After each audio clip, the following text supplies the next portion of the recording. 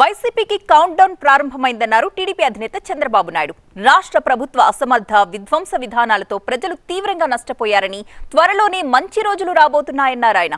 దేవతల రాజధాని అమరావతిని రాక్షసులు చెరబట్టారంటూ విమర్శించారు. వైసీపీ విముక్త ఆంధ్రప్రదేశ్ కోసం ఇవాల్టి నుంచి 87 రోజుల పాటు కులాలు, మతాలు, ప్రాంతాలకు అతీతంగా అంతా ఒకే బాటలో పయనించాలంటూ పిలుపునిచ్చారు. వైసీపీ పాలనతో రాష్ట్రానికి పట్టిన పీడ తొలగిపోయే సమయం దగ్గర పడిందన్నారు జనసేన అధ్యక్షుడు పవన్. రాజధాని ప్రాంతం మందడంలో నిర్వహిస్తున్న భోగి సంబరాల్లో ఈ ఇద్దరు నేతలు కలిసి పాల్గొన్నారు. అమరావతి ఏవైతే ఉన్నాయో మళ్ళీ ఆ చీకటి జీవోలన్నీ తగలబెట్టాం. ఈరోజు నేను పవన్ కళ్యాణ్ గారు మేమిద్దరం హామీ ఇస్తున్నాం, మన రాజధాని అమరావతి. ఇది ఆంధ్రప్రదేశ్ కి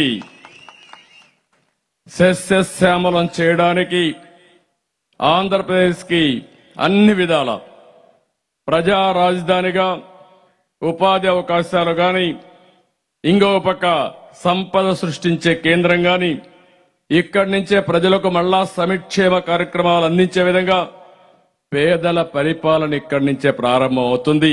దాని గురించి మీకు అనుమానమే అవసరం లేదు. 87 రోజులే లెక్క పెట్టుకోండి. ఇంకా ఈ రోజు నుంచి 87 రోజులు కౌంట్ డౌన్ ఇక్కడి నుంచే ప్రారంభిస్తున్నాం. ఈ అమరావతి నుంచే ప్రారంభిస్తున్నాం. లెక్క పెట్టుకోమంటున్నా. అప్పుడే ఆ సిమ్టమ్స్ కూడా ప్రారంభమైన అమరావతిలోనే కనపడొస్తున్నాయి. సిమ్టమ్స్ కూడా మంచి రోజులు వస్తాయని, శుభ గడియలు తలుపు తట్టే పరిస్థితికి వచ్చింది.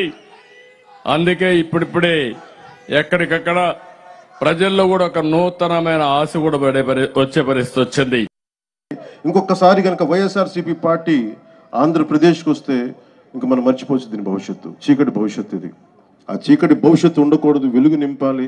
అందుకని ఈ భోగి రోజున మనం జనసేన తెలుగుదేశంతో కలిసి ఒక సుస్థిరమైన ప్రభుత్వం స్థాపించాలి, మీకు బంగారు భవిష్యత్తు ఇవ్వాలని మనస్ఫూర్తిగా నేను మీ అందరికీ తెలియజేసుకుంటా ఉన్నాను. వచ్చే సంవత్సరం జనసేన తెలుగుదేశం ప్రభుత్వంతో అద్భుతంగా మనందరం ఇక్కడ సంక్రాంతి జరుపుకుందామని తెలియజేసుకుంటాం.